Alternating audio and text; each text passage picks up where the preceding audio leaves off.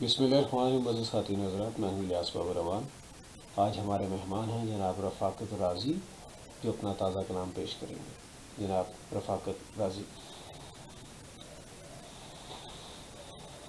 آج اپنے پاس جانا پڑ گیا، آج اپنے پاس جانا پڑ گیا، اور رستے میں زمانہ پڑ گیا۔ زندگی بے وزن مصرع ہے جسے ایک شاعر کو سنانا پڑ گیا۔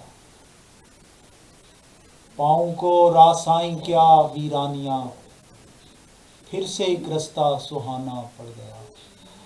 شبنمی مسکان تیرے واسطے، کیا سے کیا آنسو بہانا پڑ گیا۔